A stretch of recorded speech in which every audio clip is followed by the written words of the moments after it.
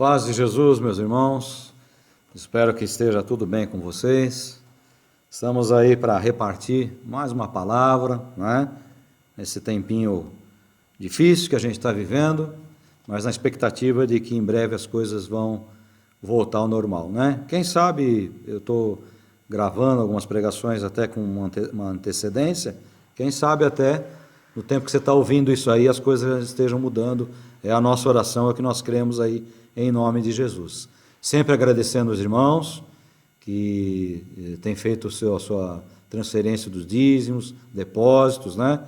E isso tem nos ajudado bastante, porque a igreja ela continua normal, mas também sempre lembrando os irmãos que, graças a Deus, nós nos preparamos, né, para um tempo ruim, então não estamos assim desesperados, estamos aí caminhando com a graça do Senhor, tá? Mas é sempre bom agradecer os irmãos que têm colaborado, agradecer os irmãos aí, o Sérgio, o Marco, que tem nos ajudado com as filmagens, que tem nos ajudado aí com a rádio, que é um alento, né? A rádio agora, eu sei que nem todos podem pegar pelo FM, porque a antena está um pouco distante, não é a antena que nós queremos, a gente vai preparar uma antena melhor, deixa passar esse tempo, a rádio ela vai ser uma rádio com alcance muito melhor, tenho certeza disso, mas quem está alcançando está curtindo, está ouvindo, alguns estão baixando o aplicativo no celular, escuta a hora que quiser, e o irmão está subindo também essas mensagens que nós estamos pregando, que estão no YouTube, ele está subindo para a rádio também. Então quem ouve, né? Eu às vezes estou fazendo alguma coisa em casa, então eu deixo a rádio rodando, então às vezes vem lá uma mensagem, uma pregação, às vezes como ela é aleatória, às vezes vem uma mensagem, passa 3, 4 horas, a mesma mensagem ela encaixa, né? Então às vezes você ouve duas vezes a mesma mensagem na mesma programação. Então ele está subindo novas mensagens, para que também você possa, quem sabe, né? Você ouviu essa mensagem no YouTube, está lá fazendo alguma coisa, deixou o rádio ligado, o celular está lá fazendo seus afazeres domésticos, está lá trabalhando, e de repente vem uma mensagem, poxa, legal, acabei de ouvir essa mensagem no YouTube, a mensagem de domingo retrasado, de 3 domingos atrás, então ele está subindo essas mensagens também, e isso aí vai melhorar bastante também a nossa audiência, eu acredito, tá bom? Irmãos, o tema dessa mensagem é falando de fé. Falando de fé. E palavrinha pequena, 2 vogaizinhas, né? Uma sílabazinha, 2 vogaizinhas. Palavrinha pequena, fé. Mas palavrinha também difícil de ser definida. E é lógico, para quem acompanha há tantos anos aí o Evangelho, para quem caminha na igreja, quando a gente fala de fé, automaticamente um texto vem à nossa mente, que é o texto de Hebreus, a tal da galeria da fé, onde o autor diz, né, que a fé é a certeza de coisas que se esperam, a convicção de fatos que se não veem, pois pela fé os antigos obtiveram bom testemunho. Pela fé, entendemos que foi o universo formado pela palavra de Deus, de maneira que o visível veio a existir das coisas que não aparecem. E aí ele vai embora. Pela fé, Abel ofereceu a Deus mais excelente sacrifício do que Caim, pelo qual obteve testemunho de ser justo, tendo a aprovação de Deus quanto às suas ofertas. Por meio dela também, mesmo depois de morto, ainda fala. Pela fé, Enoque foi trasladado para não ver a morte, não foi achado, porque Deus o trasladara, pois, antes da sua transladação, obteve testemunho de haver agradado a Deus. De fato, sem fé é impossível agradar a Deus, porquanto é necessário que aquele que se aproxima de Deus creia que Ele existe e que se torna galardoador dos que o buscam. E vai embora. Vai falar de Noé, vai falar de tantos outros aí. Fé. Exemplo de fé. Noé, Abraão, Enoque, Abel e tantos outros, exemplos de fé. Que vem a ser esta fé, né? Não é a fé que salva. A fé que salva Deus coloca no nosso coração, mas é a fé da caminhada. É a fé que aponta para o Salvador. É a fé que aponta para o final do túnel, o fim do túnel, né? Aquela luzinha que você enxerga acesa, luzinha, o caipira gosta muito de usar essa expressão, a luzinha. A luzinha que acende lá no finalzinho do túnel, você vê o brilho dela, o brilho dela. Essa fé que levou esses homens de Deus a obter bom testemunho diante dele, diante do Senhor. Então Abel, ele diz aqui, Abel foi aprovado após oferecer um sacrifício melhor que seu irmão Caim, né? Aí vem a pergunta: nós o que temos oferecido a Deus? Qual tem sido o nosso sacrifício? E sacrifício, na visão bíblica, é oferta. Então, qual tem sido a nossa oferta? Vocês sabem que não estou falando aqui de oferta financeira, estou falando aqui de oferta de vida, oferta de trabalho, oferta do nosso dia a dia, né? O que nós temos colocado diante de Deus. Qual tem sido o teu sacrifício? O que é que você tem oferecido para Deus? Que tempo você tem oferecido para Deus? Nesse momento que a gente está vivendo, momento que muita gente fica em frente à televisão, vendo filme, vendo série, vendo documentários, etc. Para Deus, o que é que você está oferecendo? Ah, mas estou dentro de casa, então, não é? Que tempo melhor você tem para oferecer sacrifício de louvor, de adoração, de crescimento, que quando você cresce, você está oferecendo para Deus, porque você está se tornando uma pessoa melhor. Então, Abel ofereceu um sacrifício maior, ou melhor que o seu irmão Caim. Caim ofereceu alguma coisa boa, mas Abel foi além. Por quê? Porque ele colocou o coração. Então, naquilo que nós fazemos para Deus, nós temos colocado o nosso coração. Nesse momento de caminhada, nós temos colocado o nosso coração. Abel ofereceu esse sacrifício, melhor que o seu irmão Caim. Eu pergunto para você, qual tem sido o seu sacrifício? Enoque, a palavra diz que Enoque andou com Deus. Deus o tomou, né? Diz lá em Gênesis. E aqui diz, Enoque andou com Deus. E ele o trasladou, tirou. Enoque não experimentou a morte. Eu pergunto para você, como tem sido a sua caminhada com o Senhor? Nós temos caminhado dia a dia com o Senhor? Nós temos caminhado dia a dia com o Senhor? Momento talvez que muitas pessoas questionam, mas, puxa, por que Deus está permitindo isso acontecer? Sabe, irmãos, não questione Deus, não. A Bíblia fala que nem um fio cai da nossa cabeça sem o consentimento de Deus. Então, Ele continua sendo o Senhor da história. Não questione Deus, não. Tudo que está acontecendo aí, saiba que Deus não está dormindo, não. Deus está no controle de toda a situação. Quem sabe, talvez a gente esteja vivendo um momento histórico, não só um momento histórico que vai marcar a vida de uma sociedade. Talvez esteja vivendo um momento histórico que, quem sabe, sejamos nós, o povo aí, do arrebatamento ou do pré-arrebatamento, né? Não sabemos. Quem sabe Deus está preparando o mundo, mostrando, olha, um vírus aí que apareceu, ou que foi feito, a gente não sabe. Ele botou o mundo aí em pandareco, o mundo está desesperado, pessoas estão aí desesperadas. Se prega hoje é o desespero. No momento de desespero é que você coloca a sua fé em prática. E só coloca a fé em prática quem anda com Deus. Não é que agora eu vou buscar Deus, vamos fazer campanha, vamos orar porque para esse período passar, e se não passar, irmãos? E se chegar um tempo pior ainda, não é? Então, é a fé que vai fazer você andar. E é interessante que, quando eu vejo a vida de Enoque, esse andar, Enoque não pulou etapas, Enoque andou com Deus. E andar é dia a dia, momento a momento, né? Passo a passo, situação a situação. Então Enoque provou a sua fé porque ele andou com Deus, passo a passo, momento a momento, e Deus o tomou para si.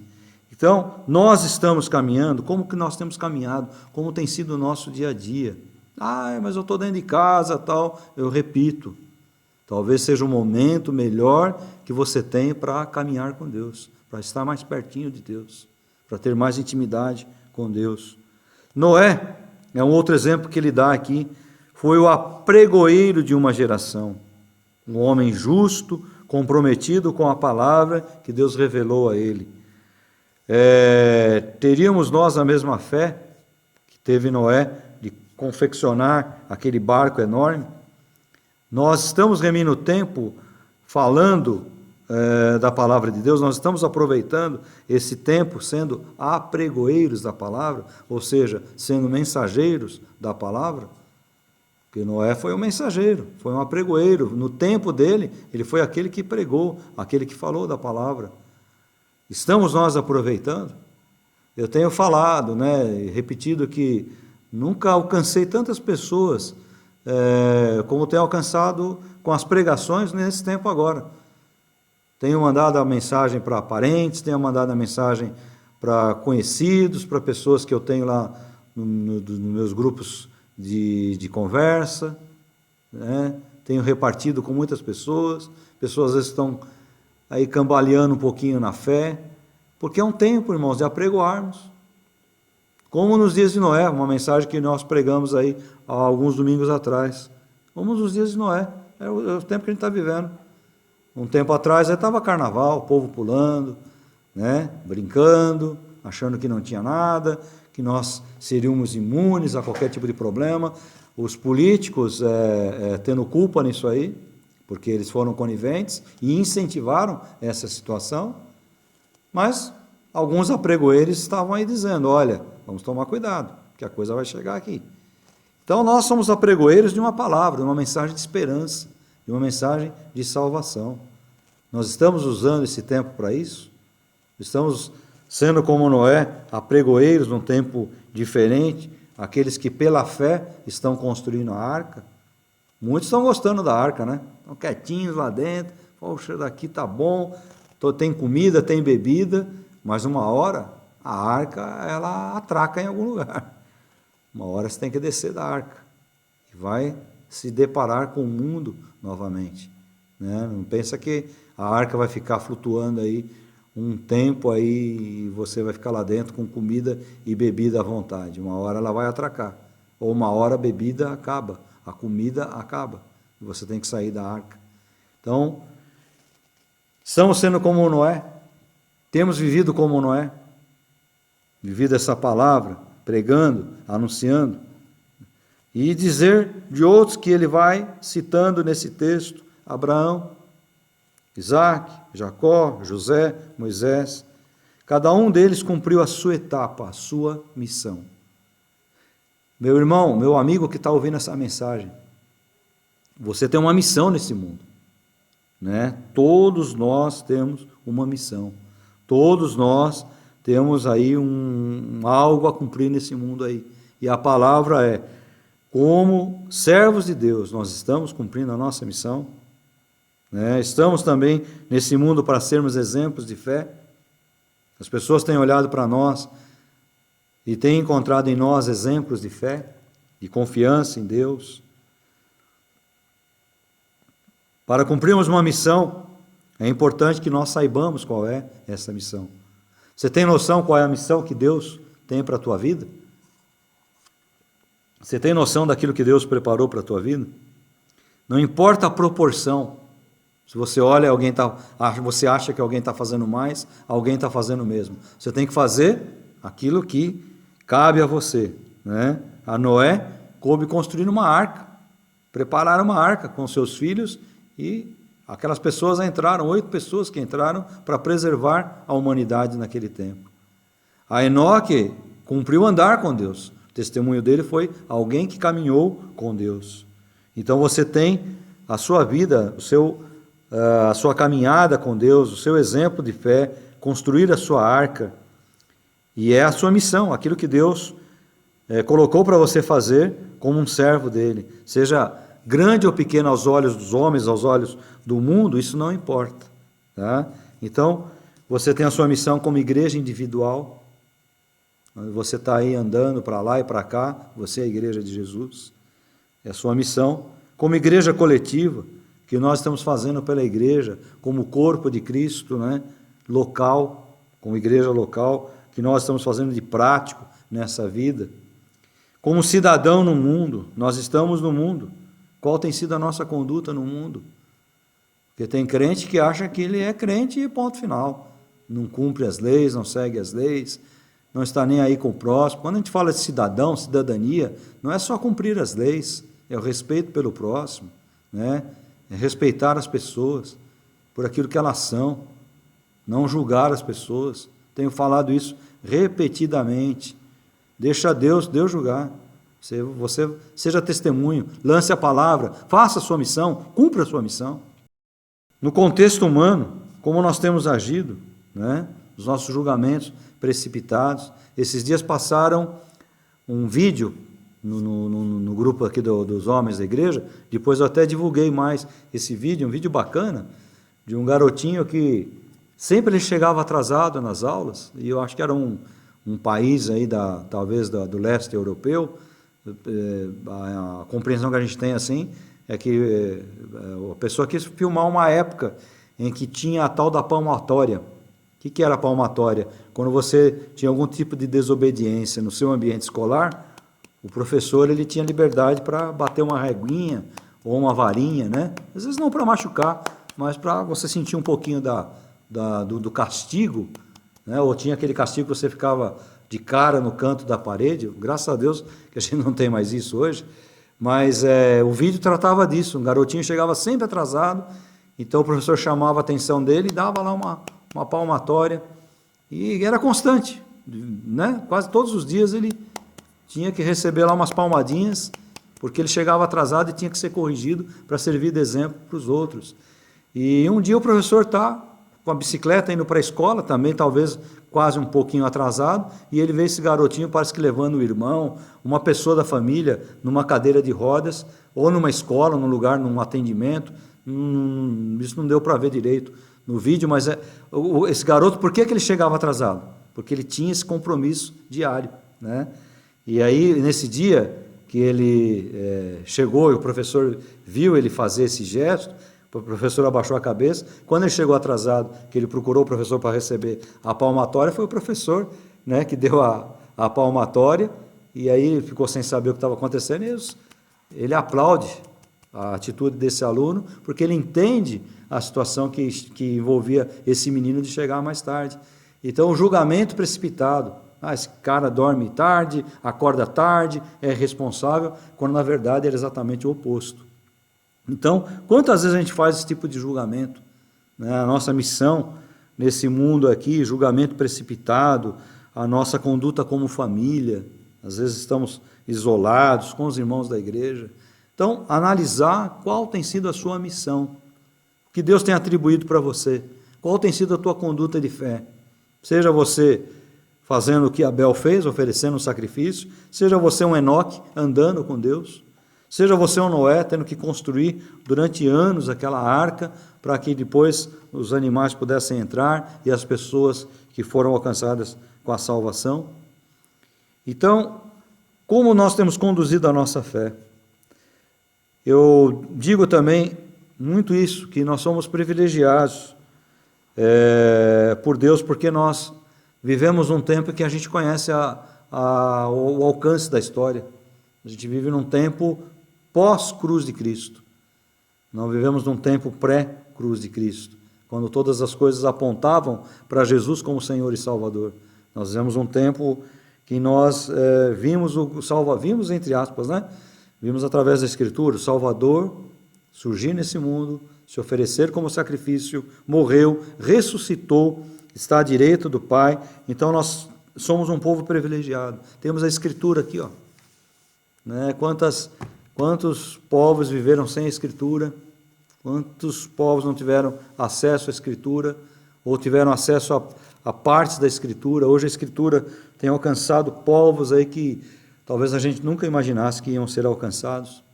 Então, nós vivemos um tempo diferente, somos abençoados por Deus, porque nós vivemos esse tempo em que outros não viveram.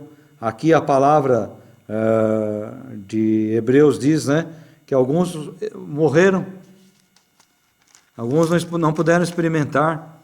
Ele vai dizer aqui, alguns não puderam viver, não experimentaram, obtiveram bom testemunho por sua fé, não obtiveram, contudo, a concretização da promessa, não viram a promessa, por haver Deus provido coisa superior a nosso respeito, para que eles, sem nós, não fossem aperfeiçoados. Então, que bênção, irmãos. Você é um cara abençoado, uma pessoa abençoada, um homem, uma mulher abençoado. Por quê? Você vive um tempo aí diferente, que você viu a concretização da obra de Deus através de Jesus Cristo. Ele diz aqui que alguns passaram pela prova de escárnios, de açoites, de algemas, de prisões, foram apedrejados, provados, né, cerrados pelo meio, pela espada, andaram peregrinos, vestidos de peles de ovelhas, de cabra, foram afligidos, maltratados, homens dos quais o mundo não era digno, errantes pelos desertos, pelos montes, pelas covas, pelos antros da terra. Esses alcançaram o mérito de Deus, porque viveram na expectativa, a fé calcada na expectativa da aparição do Messias, daquele que viria para concretizar tudo aquilo que o Antigo Testamento apontava. Viveram pela fé. E muitos, depois mesmo da obra de Cristo, depois mesmo do sacrifício de Jesus, foram perseguidos, foram açoitados, foram lançados para que os leões comessem, foram cerrados pelo meio, devido à sua fé, foram crucificados de cabeça para baixo, porque não abriram mão da sua fé. Então nós hoje temos essa bênção de vivermos uma época em que o alcance da história está diante dos nossos olhos, né? E qual tem sido a nossa conduta? Qual tem sido a nossa prova de fé para com Deus? Cabe a cada um de nós garantir, fazer a nossa parte. É a responsabilidade de cada um, né? O nosso caminho nessa jornada com Jesus Cristo, para garantir lá o nosso cantinho na glória. Porque a obra perfeita de Jesus, ela já foi feita, ela já está concretizada, tudo está consumado.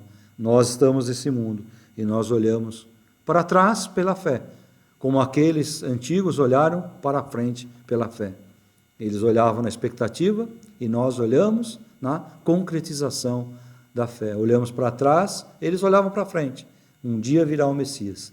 Nós olhamos para trás, o Messias veio, né? E nós temos o privilégio de olharmos para frente também. E ele voltará para resgatar a sua igreja, a sua noiva. Estejamos nós, irmãos, andando por fé, não andando por aparência, não andando por circunstâncias, não andando pelas coisas materiais, mas andando por fé. Porque é pela fé que nós vamos obter aquilo que esses homens do passado, essa galeria de homens abençoados, homens e mulheres, alcançaram pela fé.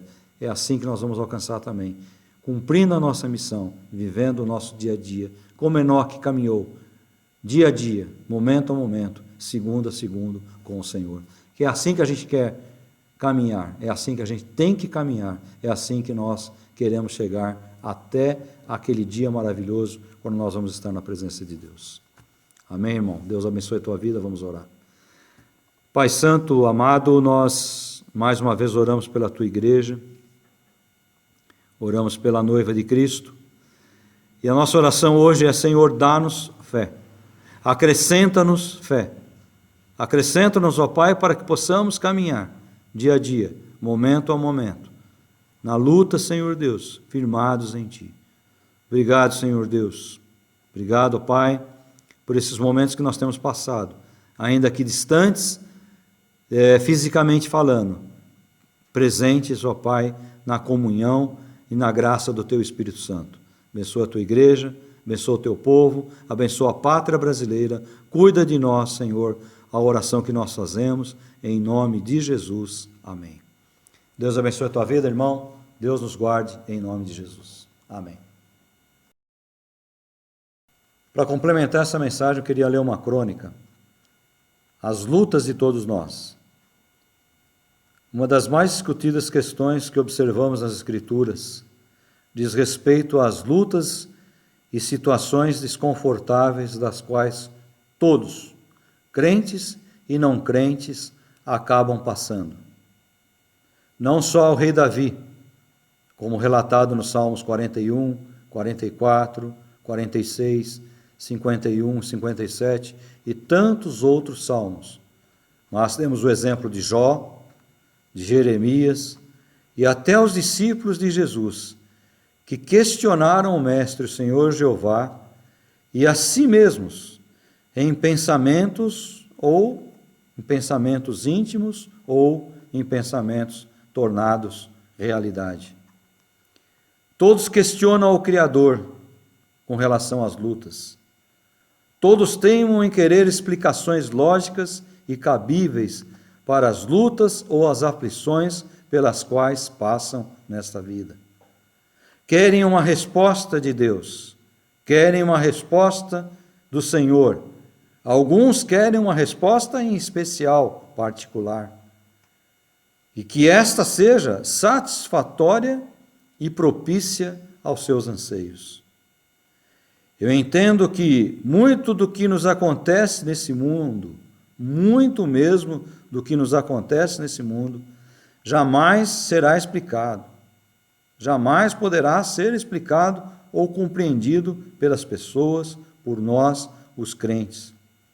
Embora alguns digam, lá no céu eu vou perguntar, por que passamos por aquilo? Por que aquilo aconteceu na minha vida? Vou questionar, por que alguns parentes ou familiares não estão lá no céu, etc. Por que o Senhor deveria dar explicações, sendo Ele Deus, o Criador e nós criaturas? Não estaremos nós em corpos já glorificados? Se é que nós vamos chegar no céu, teremos lá corpos glorificados. Enfim, será que essas atitudes elas serão presentes no céu, essas lembranças? Temos algumas atitudes ou vivemos situações que pertencem apenas e tão somente a este mundo e à vida terrena. Quando imaginamos o céu ou o paraíso que nos aguarda, não conseguimos alcançar que o Senhor tem preparado para nós, ou aquilo que Ele já nos preparou, ou aquilo que já está preparado para nós. Sim, nós não conseguimos alcançar.